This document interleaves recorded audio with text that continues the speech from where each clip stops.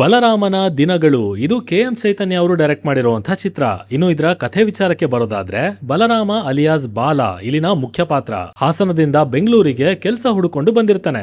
ಆದ್ರೆ ಬಂದವನನ್ನ city welcome ಮಾಡೋ ಮುಂಚೆನೆ ಅಂಡರ್ ವರ್ಲ್ಡ್ ಕೈ ಬೀಸಿ ಕರ್ಕೊಳತ್ತೆ. ಸೊ ಅಲ್ಲಿಂದ ಮುಂದೆ ಏನಾಯ್ತು, ಬಲರಾಮನ ದಿನಗಳು ಹೇಗಿದ್ವು, ಇವನ್ ಯಾರ ಗುಂಪಲ್ಲಿ ಏನೇನೆಲ್ಲ ಕೆಲಸ ಮಾಡ್ದ, ಹೇಗಿದ್ದ ಅನ್ನೋದನ್ನ ನೀವು ಫಿಲ್ಮ್ ಅಲ್ಲಿ ನೋಡಿನೇ ತಿಳ್ಕೋಬೇಕು. ಇನ್ನ ಆಕ್ಚುಲಿ ಸಿನಿಮಾ ಹೇಗಿದೆ, ನನಗೇನೇನ್ ಇಷ್ಟ ಆಯ್ತು, ಏನ್ ವರ್ಕ್ ಆಗ್ಲಿಲ್ಲ, ಇದೆಲ್ಲದ್ರ ಬಗ್ಗೆನೂ ಡೀಟೇಲ್ಡ್ ಆಗಿ ಮಾತಾಡ್ತೀನಿ. ಆದ್ರೆ ಅದಕ್ಕಿಂತ ಮುಂಚೆ ಚಾನಲ್ಗೆ ಹೊಸಬರಾಗಿದ್ರೆ ಸಬ್ಸ್ಕ್ರೈಬ್ ಮಾಡ್ಕೊಳ್ಳಿ ಅಂಡ್ ವಿಡಿಯೋ ಇಷ್ಟ ಆಯ್ತು ಅಂದ್ರೆ ಖಂಡಿತ ಒಂದು ಲೈಕ್ ಕೊಟ್ಟು ಸಪೋರ್ಟ್ ಮಾಡಿ.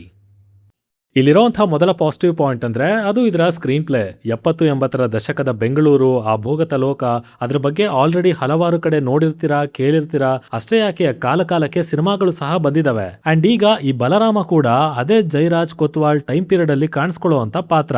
ಸೊ ಆತನ ಅಂಡರ್ ವರ್ಲ್ಡ್ ದಿನಗಳ ಬಗ್ಗೆ ಬಿಚ್ಚಿಡೋ ಈ ಕಥೆ ಫ್ರಮ್ ದ ಬಿಗಿನಿಂಗ್ ಆ ಪಾತ್ರದ ಸುತ್ತಾನೆ ಸುತ್ತಾ ಇರತ್ತೆ. ಎಂಟ್ರಿನೇ ಆಗಿರ್ಲಿ ಅಥವಾ ಮಾಡೋ ಕೆಲ್ಸನೇ ಆಗಿರ್ಲಿ, ಅವನ್ ಎಲ್ಲಿಂದ ಶುರು ಮಾಡ್ದ, ಕಥೆ ಕೊನೆಯಲ್ಲಿ ಏನಾದ, ಆ ಫೇಸ್ ಅಲ್ಲಿ ಒಂದು ಪ್ರೊಸೆಸ್ ಇದೆ, ಹಂತವಾಗಿ ಬೆಳವಣಿಗೆ ಅನ್ನೋದು ಕಾಣುತ್ತೆ. ಸೊ ಅದು ನನಗೆ ಪರ್ಸನಲಿ ಇಷ್ಟ ಆಯ್ತು. ಯಾಕಂದ್ರೆ ಸಿಕ್ಕಾಪಟ್ಟೆ ದೊಡ್ಡ ಕ್ಯಾರೆಕ್ಟರ್ ಗಳೇ ತುಂಬಿರೋ ಈ ಅಂಡರ್ ವರ್ಲ್ಡ್ ಅಲ್ಲಿ ಲೈಮ್ ಲೈಟ್ ಗೆ ಬರ್ದೇನೆ ಇರೋ ಒಂದು ಪಾತ್ರನ ಕಟ್ಟಿ ನಿಲ್ಸಿ ಅವನ ಪಾಯಿಂಟ್ ಆಫ್ ವ್ಯೂ ಇಂದ ಬೆಳವಣಿಗೆನ ತೋರಿಸೋದು ಅಷ್ಟು ಸುಲಭ ಅಲ್ವೇ ಅಲ್ಲ. ಬಟ್ ಅದನ್ನ ಡೈರೆಕ್ಟರ್ ಅವರು ಸಕ್ಸಸ್ಫುಲ್ ಆಗಿ ಹ್ಯಾಂಡಲ್ ಮಾಡಿದ್ದಾರೆ. ಮೇನ್ಲಿ ಇದೊಂದು ಕಮರ್ಷಿಯಲ್ ಸಿನಿಮಾ ಅಂತ ಹೇಳಿ ಸಿಕ್ಕ ಹಾಗೆ ಎಲಿಮೆಂಟ್ ಗಳನ್ನ ಹಾಕಿಲ್ಲ. ಅದು ಡಿಸ್ಕಷನ್ಸೇ ಇರ್ಲಿ ಅಥವಾ ಆಕ್ಷನ್ಸೇ ಬರ್ಲಿ, ಪ್ರಾಪರ್ ಫ್ಲೋ ಅನ್ನೋದು ಮಿಸ್ಸೇ ಆಗಿಲ್ಲ. ಪೂರ್ತಿ ಕಥೆನೆ ಒಂದ್ ಸ್ಟ್ರೆಚ್ ಅಲ್ಲಿ ಕನೆಕ್ಟ್ ಆಗಿದೆ. ಹಾಗೆ ಬಲರಾಮನು ಕೂಡ ಹೈಲೈಟ್ ಆಗ್ತಾನೆ ಬರ್ತಾನೆ.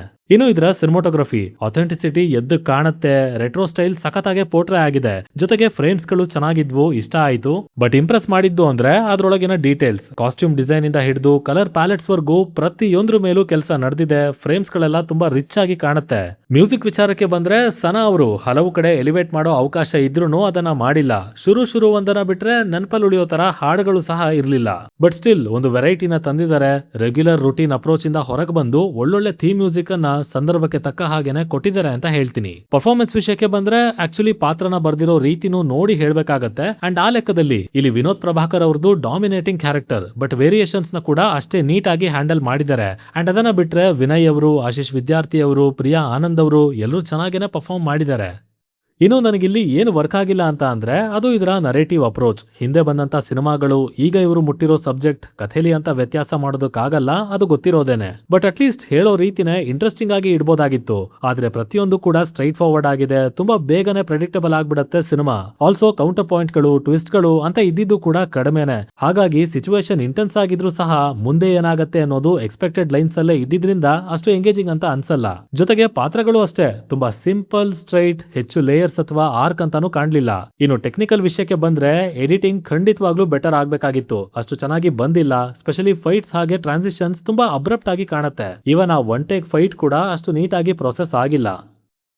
ಟೋಟಲ್ ಆಗಿ it's an above average to decent watch cinema ಅಂತ ಹೇಳ್ತೀನಿ. ಪ್ರಯತ್ನ ಚೆನ್ನಾಗಿದೆ, ಸ್ಕ್ರೀನ್ ಪ್ಲೇನು ಒಳ್ಳೆ ರೀತಿಲೇ ಬಂದಿದೆ. ಆದ್ರೆ ಎಲ್ಲ ಗೊತ್ತಿರೋ ಕಥೆನೇ ಅಲ್ವಾ, ಶುರು ಎಲ್ಲಿಂದನೇ ಆಗಿದ್ರು ಕೊನೆ ಏನು ಅನ್ನೋದು ಬಹಳ ಬೇಗನೆ ಗೊತ್ತಾಗ್ಬಿಡತ್ತೆ. ಸೊ ನೀವು ಈ 80ರ ಅಂಡರ್ ವರ್ಲ್ಡ್ ಅನ್ನ ನೋಡೋದಕ್ಕೆ ಇಷ್ಟಪಡ್ತೀರಾ, ವಿನೋದ್ ಪ್ರಭಾಕರ್ ಅವ್ರಿಗೋಸ್ಕರ ಹೋಗ್ತೀರಾ ಅನ್ನೋದಾದ್ರೆ ಖಂಡಿತವಾಗ್ಲೂ ನೋಡ್ಬೋದು. ಅಂಡ್ ಉಳಿದವ್ರಿಗೆ ನಿಮ್ಮಿಷ್ಟ ಅಂತ ಹೇಳ್ತಾ ನಾನು ಹೊರಡ್ತಾ ಇದ್ದೀನಿ. ಇನ್ನ ನಿಮ್ಮಲ್ಲಿ ಯಾರಾದ್ರೂ ಆಲ್ರೆಡಿ ಈ ಸಿನಿಮಾನ ನೋಡಿ ಆಗಿದ್ರೆ ಇದು ನಿಮಗೆ ಯಾವ ತರ ಅನುಭವ ಕೊಡ್ತು ಅನ್ನೋದನ್ನ ಕೆಳಗಡೆ ತಪ್ಪದನೆ ಕಮೆಂಟ್ ಮಾಡಿ ತಿಳಿಸ್ಬಿಡಿ. ಡಿಸ್ಕಷನ್ ಮಜವಾಗಿರುತ್ತೆ. Signing off, Likhit.